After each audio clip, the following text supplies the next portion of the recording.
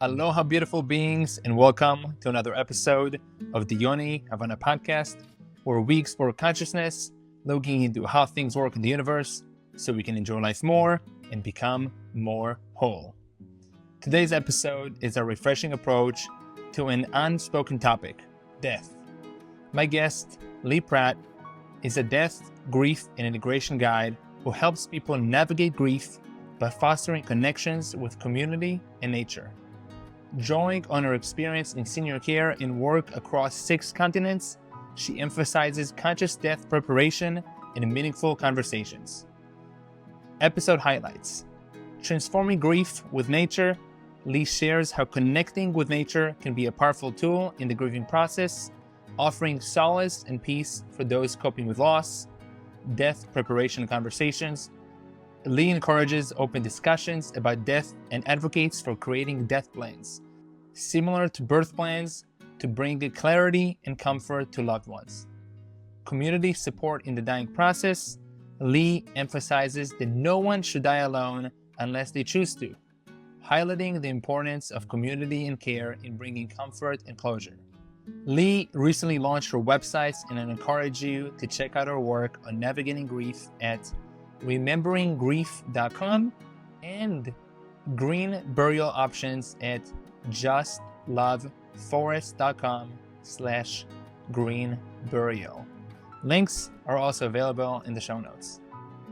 Before we dive into this episode, I'd like to read to you a short testimonial from one of our Men of Integrity retreats, which is a profound 4-day journey towards authentic manhood, led by Michael Tierno and me. These retreats help men embrace integrity, heal past wounds, and build a supportive community. Here's the testimonial. After attending the first retreat 3 years ago, I returned for a second time to a well-oiled machine.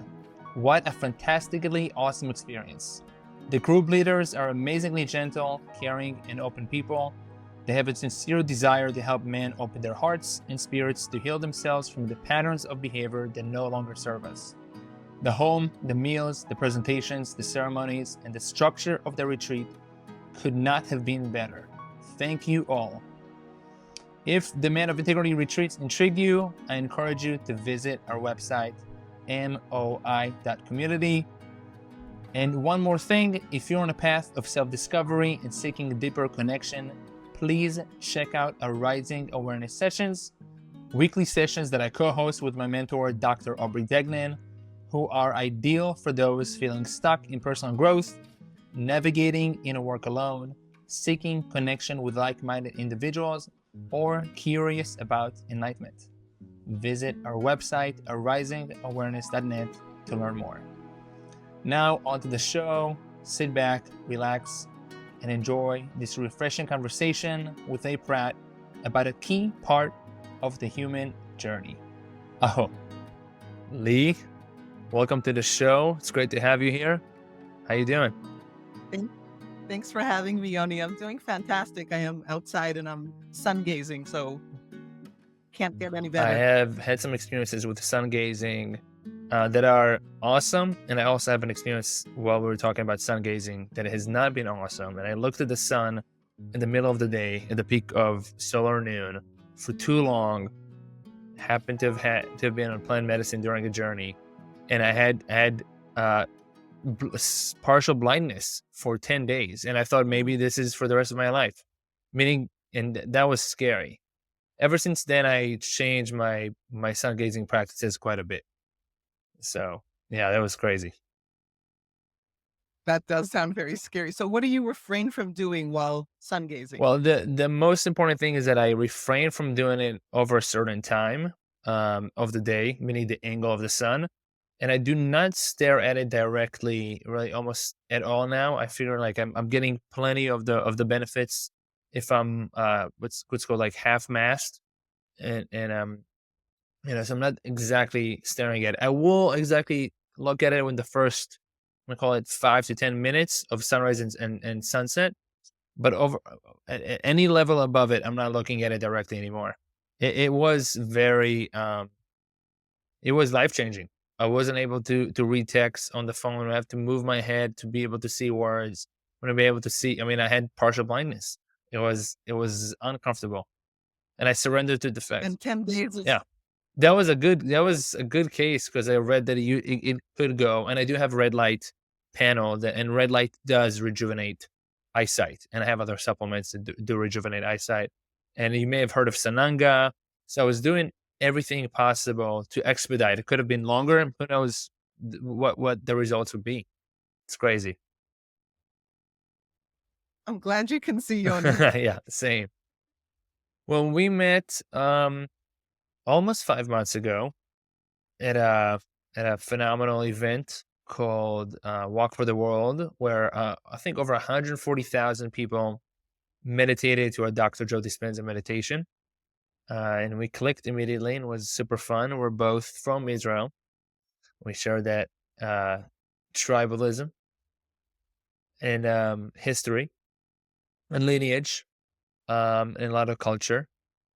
And it was, and we also share a lot of other things which we'll talk about in this podcast, and that's a lot of it is the yearning to do inner work for ourselves and also to share with others, and the transformation, healing, and expansion.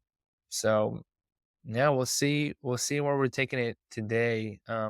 Really, the first thing, since we haven't caught up in a while, I'm curious to hear if you have started with the psychedelic guide network, and if you did, how is it going? I have not started yet. I have decided to focus on my particular area. I want to focus on my lineage that I'm connected to, and I want to connect it much more to the death work, which I don't think anyone is offering out there. So um, I know it's a big part of psychedelic work, but I don't see anyone addressing the death and grief work head on. So there might be a potential to do more of that work in the field. It's always kind of like a byproduct of the conversation, and for me, it's actually the focus, and it's central to the conversation. Tell me and the audience more about death, whether it's preparation. Tell me everything and everything. Sure, I believe death is an important part of the life cycle. It's there is no end or beginning, in my opinion, and I feel like as a society, we've been really refraining from talking about death. People believe that if they talk about death, they might die. They get very uncomfortable. And unfortunately, it makes the dying experience very uncomfortable for the person dying and for the people supporting the person dying. It makes everything awkward and scary and uncomfortable, in my opinion, very unnecessarily. So that has been something I've been trying to promote, just having more conversations about death, about wishes, about what people want, about what an ideal death looks like. Just like we have birth plans when pregnant people want to kind of say best case scenario. Why don't we do that for death?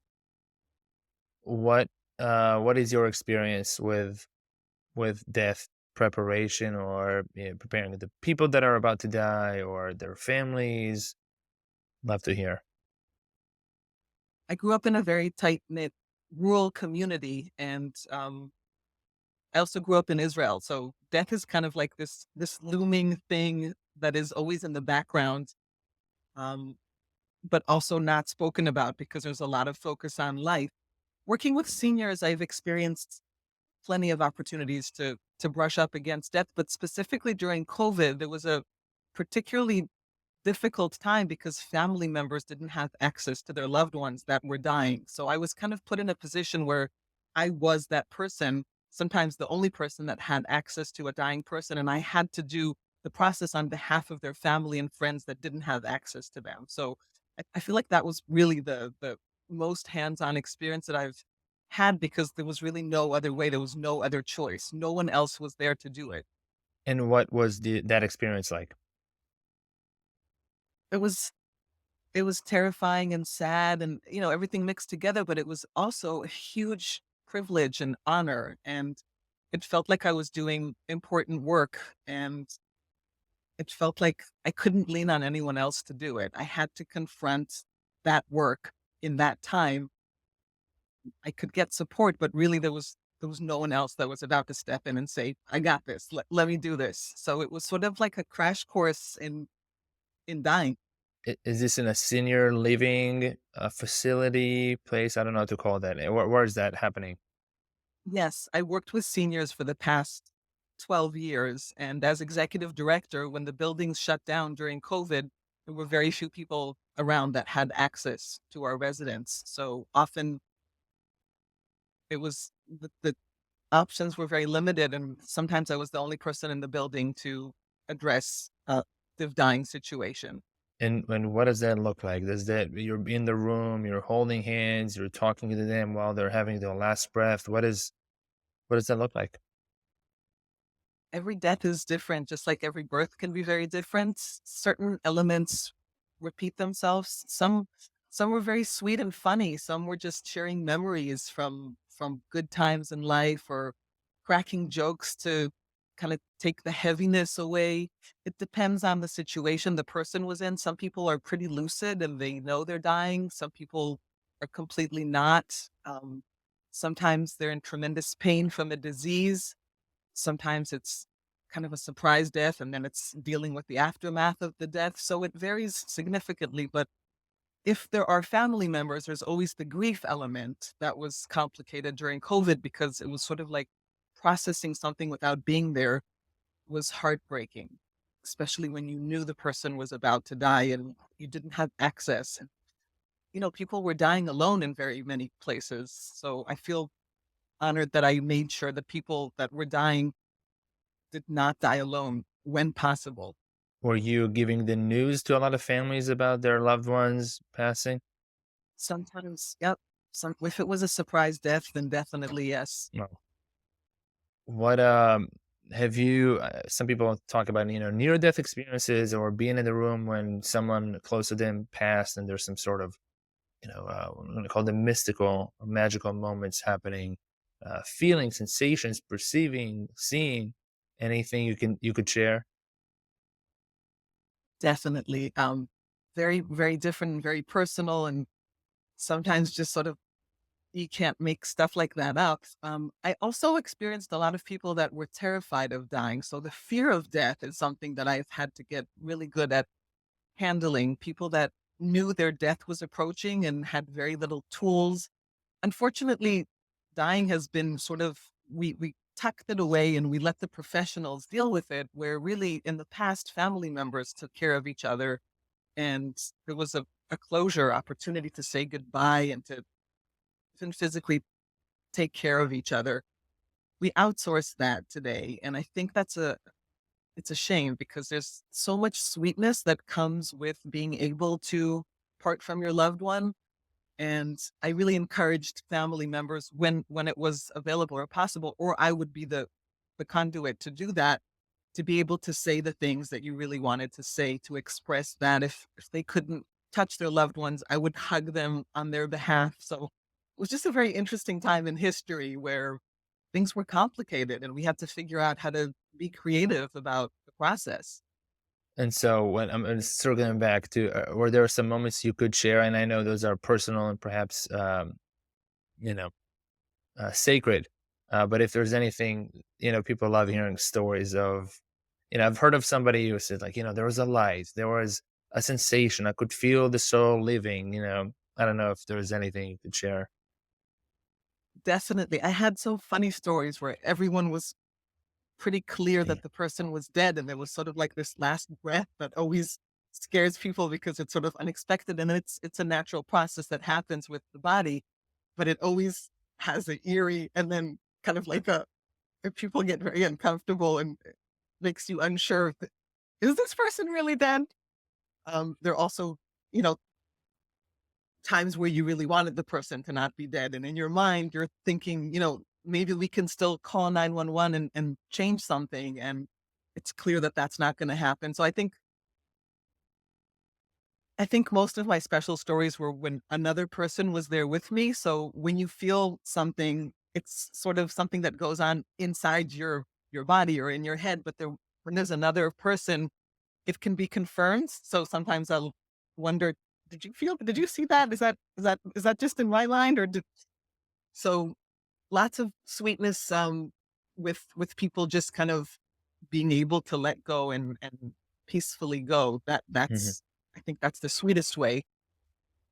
Also had people choosing to laugh till the last Wow. moment.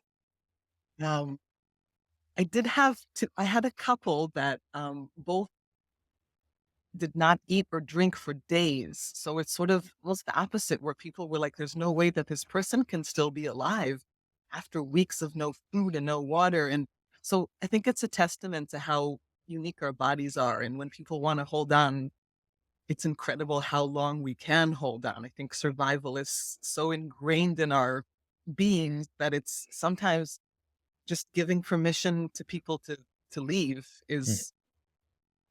is a blessing, but also a struggle. So is this something you would say you're dedicating your life? You've been dedicating more of your life to in terms of helping the people that transition from their bodies dying and their families. Tell me more about where this path is at now and where is it going?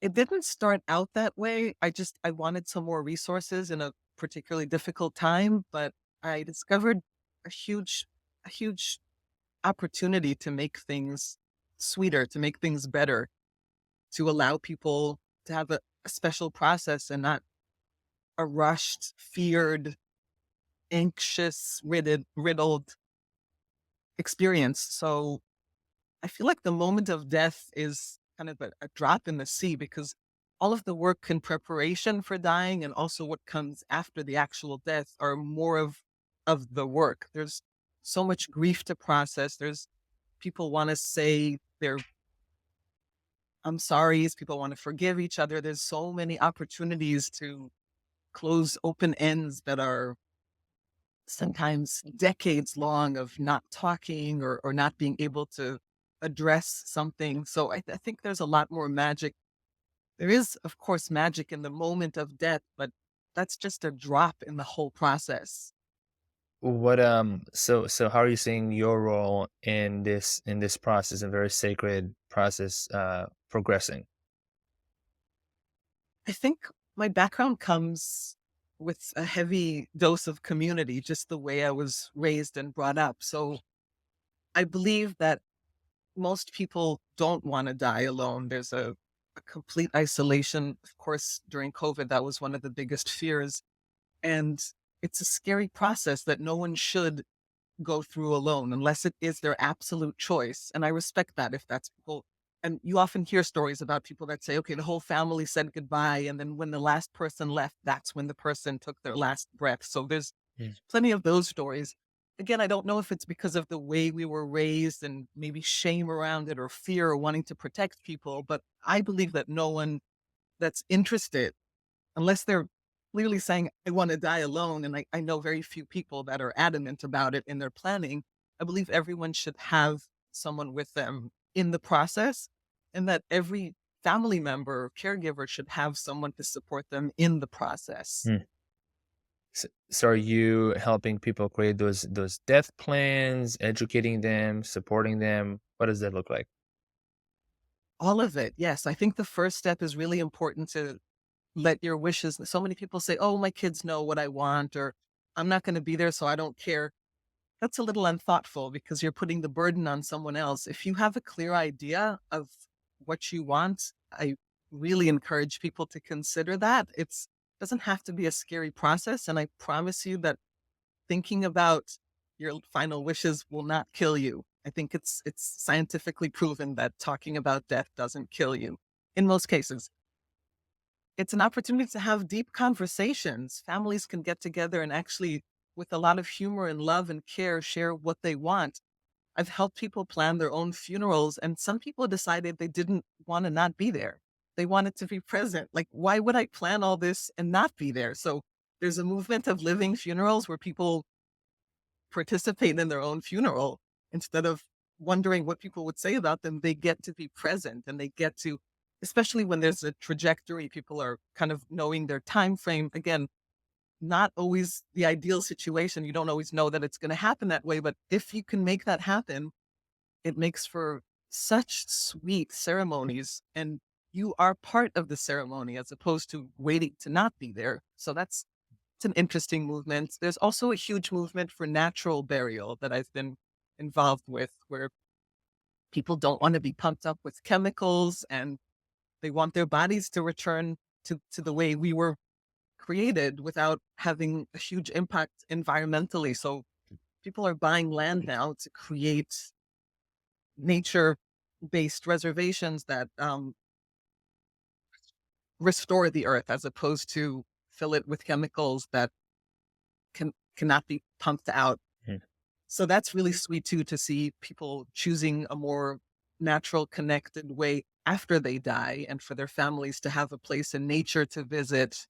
Often it involves a home funeral as well, where the family members are deciding to take back that power and not outsource it to someone who's a stranger to the family. So there's just a lot of sweetness involved in that process. Do you help people do those plan home funerals? Yeah. Yes, Wow, that's a to me, mind wise, it's a big change and it's exciting. I'm just thinking, hearing about the home births a lot, but now thinking about the yeah. home funerals. Wow, have, as you said, the reins on how we're going to do this.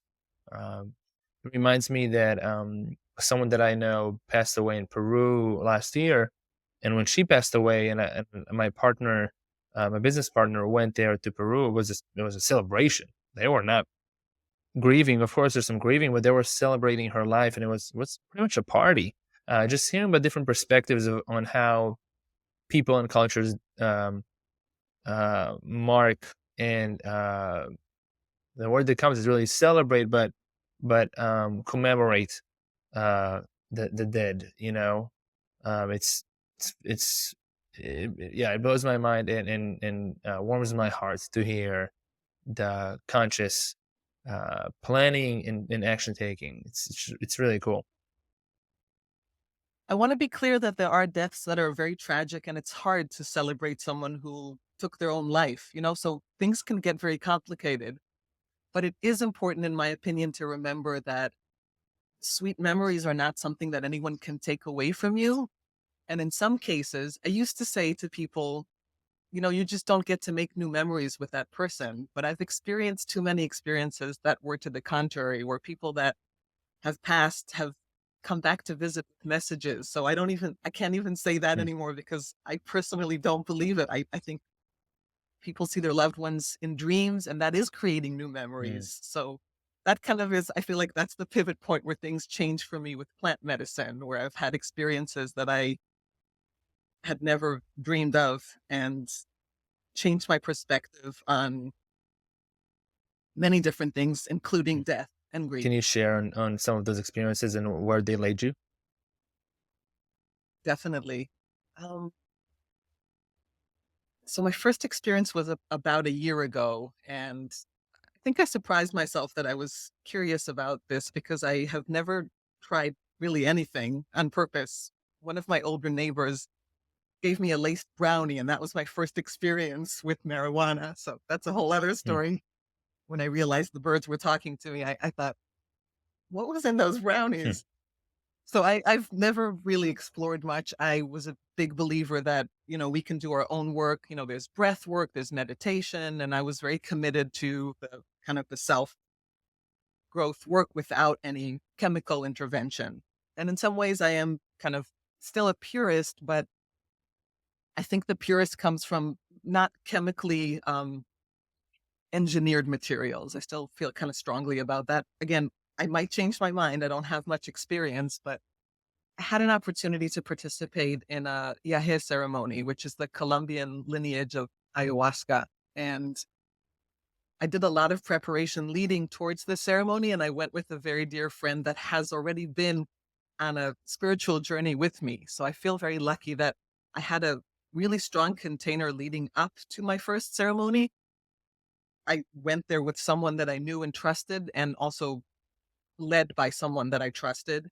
And then I got to go home and process all of this with someone who was very close to me. So I feel like that is definitely a missing component in many people's work today, and something I'm passionate about. I created an integration program that I'm exploring using with ketamine clinics right now, specifically with veterans and plant medicine, is how it came about after participating in a 15-day retreat in Colombia with veterans. I realized that there's plenty of work to do. That was not a surprise. And shouldn't come as a surprise to either one of us, being veterans ourselves. This veteran retreat was very small and intimate, but it included people from 5 different countries. So there was something about seeing how different armies speaking different languages share so much of a particular kind of pain.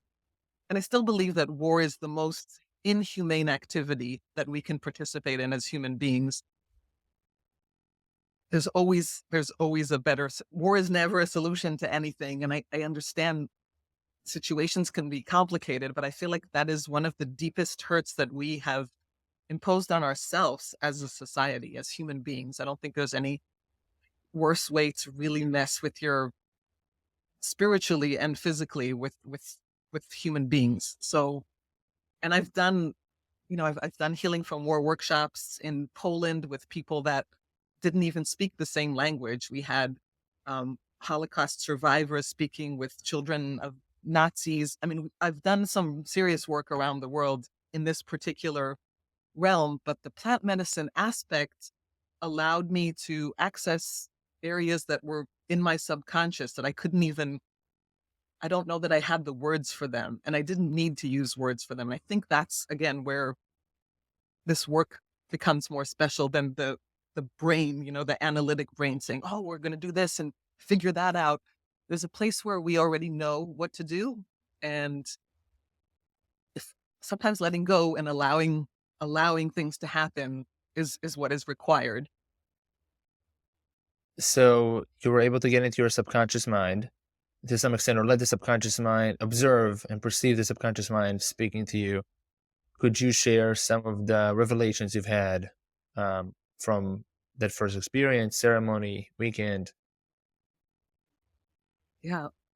My first experience was, I always say it was like watching a trailer of a movie and I didn't understand what the movie was about. And I think a big part of me didn't want to understand what the movie was about. It wasn't pleasant, it wasn't pretty, it wasn't nice. And I couldn't tell if this is something that has already happened or didn't happen. And I think that was the part that really terrified me, that it wasn't clear. It was sort of like it could go either way. And I think that aspect of it was sort of like, wow, this is something that we could be doing over and over and over again. And it's also something that happened. And it was particularly the first experience was around war for me, which was terrifying and didn't make sense. And I, I wanted to make sense of it, but part of me really didn't want to make sense of it. So there's a place where this is again part of the work. You have to choose to go to scary places or not. So and it's up to you to decide. Like, are you gonna which pill are you gonna take, right? It's your choice. Some people choose not to do this or not to do the work or just don't want to look at that experience. So I think it takes a certain person to say, I want to go to the scary places. I want to do this hard work. And one of my intentions for a ceremony was to die a little. People were like, what do you mean? I didn't know, but I said, if I'm going to work with people that are dying, this is one experience that I don't have a memory of. It would be good to have some insights. And I definitely got some insights. I also, a lot of my ceremonies were made clear retrospectively, like after a lot of time where things suddenly made more sense. They didn't make sense in the moment. And again, they were scary. Some of them, I didn't want them to make sense. It was really hard to look at some of the stuff, but over time, um, I got some clarifications that are still terrifying in many ways, but they're reassuring at the same time. Um, yeah. Would you mind sharing some of the clarifications you've got? Did you tap into past lives? Do you know what you tapped into? So my first ceremony was a preview of a war that didn't happen yet. Oh. And when the war in Israel and Gaza started, a lot of things made sense that didn't make sense initially. And it was sort of a combination. And I think part of what's going on is that people are being reminded of things that are carried in the history of people on both sides of this conflict that they didn't actually experience, but they've been in our DNA from our ancestors. I know some people have a hard time understanding that. I had a hard time understanding that, but there are certain things that we carry that we were in our parents when things happened, and they were in their parents when certain things happen. And there are certain things that I, I have had memories of things that I know I haven't experienced myself in this lifetime. Just chronologically, I'm too young to be, for example, a Holocaust survivor. But at the same time, I have some memories that are so visceral that I don't know how to explain them. And people can say, "Oh, you've heard stories, you've seen films," but it's not like that. Hmm. So I believe that this has been activated in the war on both sides, and that's why people cannot think clearly. They can't act clearly. They're activated by things that don't technically belong to them, and they have never had an opportunity to get rid of. And that's part of the grief work that I do, processing such deep and dark grief that, especially in a time where everyone is looking to process the grief and no one is able to kind of listen. And I believe that we need to take turns listening to each other in situations like that. There's no other way to process such heavy grief. But in a war situation, everyone needs to be heard immediately. And there's no one that's able to say, "I'll listen to you Hmm. first." I think that's what we need to be able to create right now, for people to be able to say, "I'm going to hold on to my grief for one moment right now so you can share yours." And then we can take turns and switch roles. I believe that that is the only way to make peace, Yeah. and historically the only way that has worked. So I'm very hopeful about this work. I think there's no question in my mind how needed it is and how connected all of these things are. To me, it kind of makes sense. Now we just need to convince other people. And part of this integration program that I've created involves people listening to each other, teaching people how to listen to each other without, because when you have a conversation, when you talk, Yoni, I'm thinking, oh my God, I want to share the story that happened, just like you were telling me about your sun gazing experience. We naturally do that. That's how we connect. But if we can't learn to hold on for a moment or to agree who goes first and who goes next, then we're constantly thinking, what's going to be the next thing I'm going to say? And that's where we can't really fully process some of our experiences because we both want to go at the same time, so to Hmm. speak. Yeah. It is as a person who grew up in Israel, I very much relate to what you're sharing. I was jumping the gun constantly on speaking my mind. I want to be heard. I want to be heard. I want to be heard. And it's been a process that I've been cultivating of listening, of deeply listening, and also, while the thoughts would come in my mind of, oh, I want to share something, to either write them down so I can not think about them, or to let them go. And if they come back later on, they come back later on. And the process that I do while doing the podcast right now and in general is that I empty myself constantly of my mind, of my identity, and just fully observe and be in that field with another person or multiple people of listening. And I think there's, and I forget exactly, one of the guys that came to one of my retreats said, but like, God gave you one mouth and two ears. And but way beyond that, yeah, I think it's the eyes too. So we have two eyes and two ears, and we have two nostrils, and we have one mouth, and we're taking things in with our other senses of touch, and obviously we have our sixth sense of just feeling energy, perceiving energy. So it is pretty it's a move. It's a quantum leap move that I think we're making as a species, that I think is happening right, really as we speak. How is it going to unfold? When is it going to get to a place that is more comfortable and loving?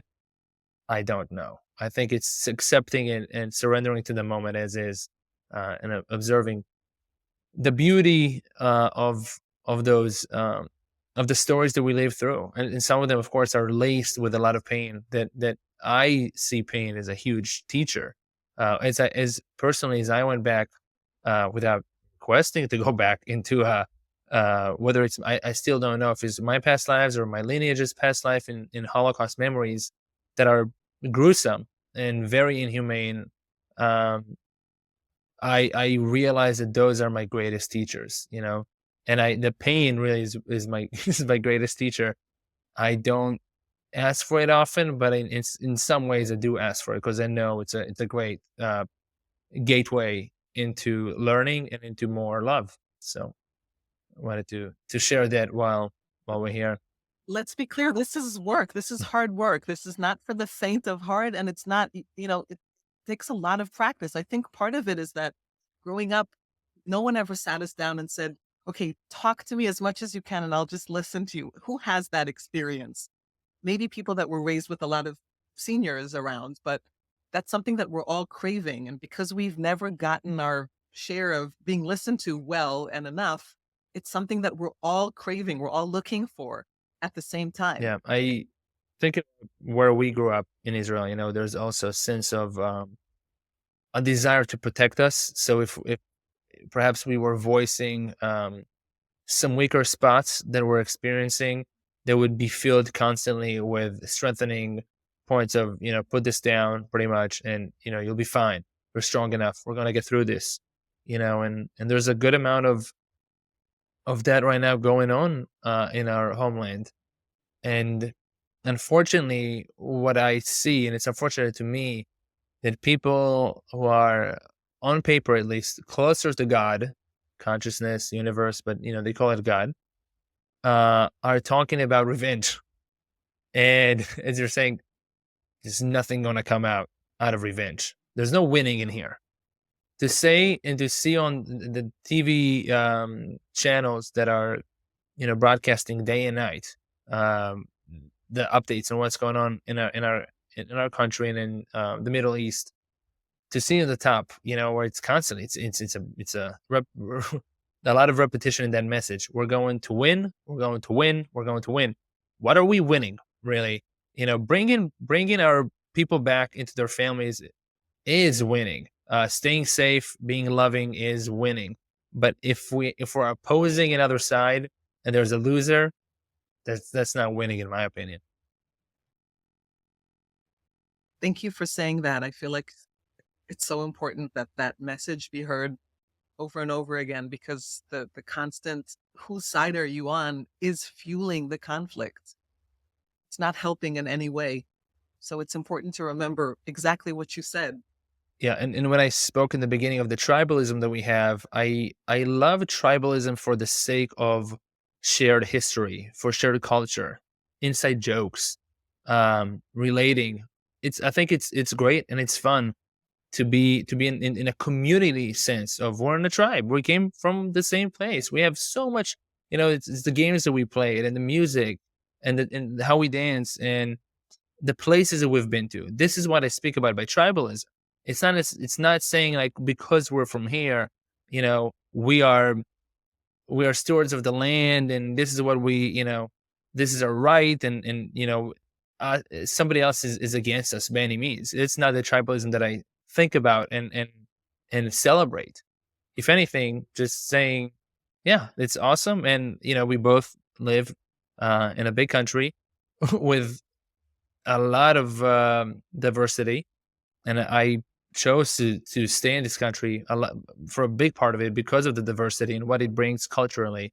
I saw that when I came as a young boy to the United States, and that was one thing that it was calling me to get to know other people of other cultures and color and traditions, and it's something that was missing when I was growing up. I felt like I'm looking in a lot of mirrors that look quite the same and speak quite the same in the same coffee shops. And I used to joke about it, but obviously, I mean, I was serious too. The humor of the homogenous society, and it is more diverse now in Israel, and it's more diverse perhaps in a lot of places in the world. Um, I think, as you're saying, we're learning to listen more, and we're learning to kind of have what I think of as the condor point of view, the top point of view from the 30,000 feet of how things connect, how we are, how we do have things in common. And you spoke about different vets from 5 different countries and how much we have in common, really, all of us, and how we are the same. I'm curious how, as you said, that wars are so inhumane. What is your perspective? It's a twofold question. What is your perspective on God? What is God there in terms of, is it both sides? Is it just some of it? What is it? And what is the cause? Why did we have wars, and why do we have wars? Wow. very good questions. I don't know that I have clear answers. I think God is what we make God to be. Growing up very secular, my God was nature and community. So, and preferably the connection of community in nature. And that's what leads my work. I feel like in some ways, that is my religion. Bringing people to nature and back to each other is what I believe God is. Relationships, closeness, people taking care of each other and taking care of nature. All of that to me is God. That's how God manifests in my world.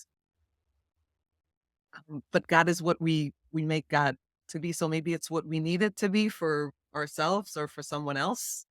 I think God is what you make God to be is the short answer. And Mm. my answer is community and nature, and preferably community in nature, relationships, caring for each other.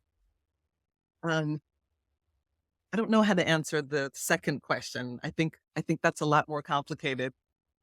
Don't know that I wish I had an answer. I feel like if we had answers, then we wouldn't be where we are right now. If the answer was simple, then we would figure it out a long time ago. Um, I do think that maybe something about the impermanence, I think our clinging to happiness and to joy and to suffering and how we are so dedicated to either experience or not experience them is what brings about the pain. So I think maybe the way to stop it is to be so I think yeah, impermanence is my final answer. Just being able to disconnect from all of our attachments to feelings and to cravings and to avoidances, to understand that this is a step in the journey and that it's okay to care. It's important to care. People and relationships matter, of course, but I think how invested we are in, especially in material goods, is something we need to be able to let go of. I also think we need to point out greed when we see it and not underestimate the role of other countries in wars that are outside of their countries, and it needs to be talked about. I think greed is leading to a lot of harm in the world right now, and it's something that we somehow feel like we can't avoid, and I don't think that's Mm. true. That's simply not true. Do you think there's anything outside of God? Outside of God, I mean, if God is anything you define God to be, then God is anything and everything. So yes and no. Mm. Okay. Um, why? What do you think is the force behind greed?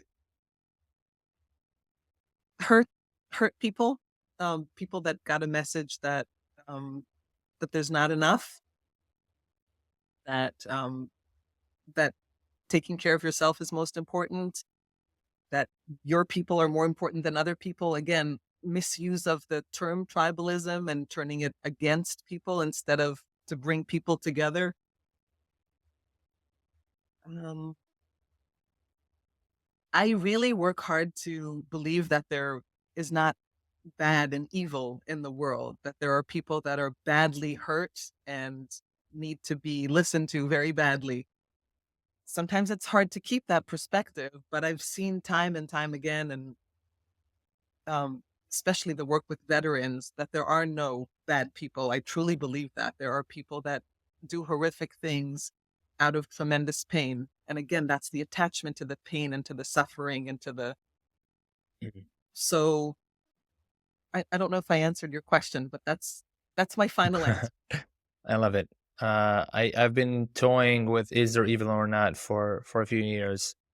I do think there is evil, and I think as you're describing it, it does stem from a place of hurt. It's a desire, let's say, like revenge, right? To hurt another being or another thing in the universe comes from an evil, come from a malicious intent. It's something that is in so much pain. I'm going to say something. It could be a person, of course, but is an entity that has so much pain that says, "I'm going to destroy." And the destruction. That's exactly where we are right now. It's one side wanting Yeah. to destroy and destroy and destroy, and I think those entities that want to destroy are those entities that God has created, that we have created, that we can say. I think that we as people are part of God, wholeness in parts, as Dr. Joe Dispenza calls it. So if then singularity is wholeness, then the parts are the parts of duality. And so the egoic identities that think that they are important, and then they have their own kind of mind, sometimes parasitic mind, in stat, they have some sort of a status. They're looking for power. They're looking for greed out of however they are being born.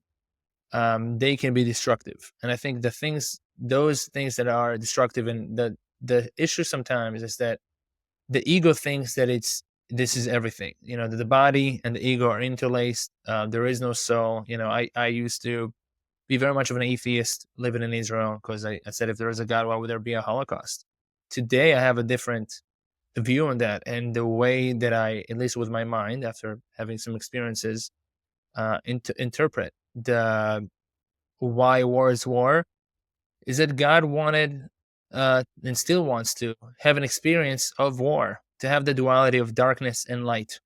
There's an Alan Watts story of, when God started from nothing to something. Started with heaven. It's all grapes and harp and music and dancing and, delicious luscious fruit and just a lot of beauty and love and kumbaya. And then it's like, it's boring. Like, why don't you, like, next time you come and you hit me, and I'm the one who's gonna get hit. You're the abuser and I'm the abusee. Let's see how that feels. Let's just go down. Let's just keep descending and descending. And I think in the cycles of life, wherever we are, and I think we are coming out of the dark ages, and there's some information about this that people somehow gather from channeling, or I don't even know how they get that. They call it yugas. We're coming out of this really dark places, where we're starting to wake up to see that we are, and awaken from the dream that we are those egoic identities that want to continue to hit one another, and realize, like, it's really tough. It's like, it's not that fun anymore. And then it keeps going on back towards the light and the kumbaya and the lightness. And then again, kind of like, all right. And I don't know. I mean, I just don't think there's much more for God to do than to play games with itself. And whether it's a game of war, or whether it's a game of a beautiful ceremony of seeing how creation started with light and rainbows and unicorns. But that's how I interpret it for now. So I'm saying for now, I have to ask you a follow-up question, yes, may I? absolutely. You are a parent. Do you believe that young babies are born into this world with evil in them already? As you were talking about the lineage, and the DNA and the energy in the DNA, I do think they carry that the carry. There's, if somebody say, we go back to death, I do think the soul and the karma continues with that soul, and so as the soul reincarnates, it does bring perhaps those memories and experiences that will lead to evil very quickly, in a specific place and time. And I think they not necessarily are born with it in their first years, but they have a mission. I think that they are the ones that are, and we can think of leaders of countries, and at the moment, just kind of, or there's certain agendas that are going on in the world right now, where people can point some fingers into specific people that are leading those. um, I do think they fulfill their role perfectly, harmoniously, of being evil, so the rest can wake up and be not as comfortable in where they are, so they can go higher. I think there's a rubber band effect of is when you go lower, you go higher. That's what I've seen in the bandwidth of my consciousness. When I was fairly comfortable, my experiences of love and joy were nice. I was fairly happy, but they were not as elated, as sometimes, or in the meaning of life, the lessons that I've learned, they were not as deep. So I think that's how it works at the moment. What do you think? I think it's so hard to stare into a baby's eyes and to believe that there's any evil there. So I want to be hopeful and believe that there is agency, even if I agree with many things you said, and I do. I mean, I alluded to them myself, but I believe that the agency role is what matters. And yes, we have the opportunity to do horrific things, and we have the opportunity to do amazing things. So I feel like giving people back the power to remember that they have agency over themselves or over the way they raise children, again, as a community, not even if you're a biological parent. I think we all have that responsibility towards the next generations to make sure that they know their agency and they understand their power and they use it for good. Yeah. I That's that's what I would like yeah. to believe. Yeah, I don't, you know, I can't describe an experience where I looked at a baby and I'm like, that baby is evil. I can tell that there are ones that are more disturbed than others, and I think it's just based on the home perhaps that they chose and the parents, the environment, and by being shaped in that way, most likely the role that they're gonna play is gonna be a bit more malicious, and whether that's just is robbery or battery or more than that, just based on circumstances. But I do think that they all come with complete purity, and the options to clean the pages of their lineage and their karma. But they are carrying karma. I do think the incarnation happens from karma. I don't know if we can live in these bodies without karma. I have no idea. I have to be honest. Yeah, maybe ascended masters. I mean, I've heard all kinds of stuff that now, when I speak about it, it sounds very wooey, but that's the place that I'm in, and it did start with ayahuasca for me too. So fascinating world we live in, an environment. Indeed. I'm curious. So now, is your program for all this death preparation? I'm gonna call it integration. Is it live? Can people find it somewhere? What's the latest? Yes, you can find me. The easiest way would be to go to Remember Grief, which is a double meaning. It's to remember to do the grief work, but also to create more of a community around the grief work, which is the kind of heart of my work. So remembergrief.com, and or you can email me directly at remembergrief@gmail.com. Beautiful. And is this for people all over the world? Is it people for in the United States? Who should reach out to you? Anyone. Right now, I'm only fluent in 2 languages, but we could use interpreters if this was something that was really important for someone that didn't speak my language. I would probably make an effort to make that happen. As I shared, had experiences with people that I didn't share a common language with. Sometimes it was a third language, and sometimes we shared time listening to each other without understanding a single word, which again brings me tremendous hope towards this kind of work. I prefer for you to speak English or Hebrew for convenience, but I'm not limiting it. No time zone is a barrier. In fact, the expat communities around the world where people are sort of moving to another country to either live more comfortably or die more comfortably are experiencing a tremendous need in grief and death care because there are not enough people to help in that particular field. So Mhm. I also envision myself taking a backpack and doing this work internationally all over the world. Oh, I'm not limiting. Yeah. no, that's so beautiful. Lee, thank you so much for sharing your path, your experiences, your points of view. I'm excited to continue our friendship, and to see where the path takes you and takes everybody else that you interact with. I think it's a really beautiful, and beneficial way for us to move forward in the world.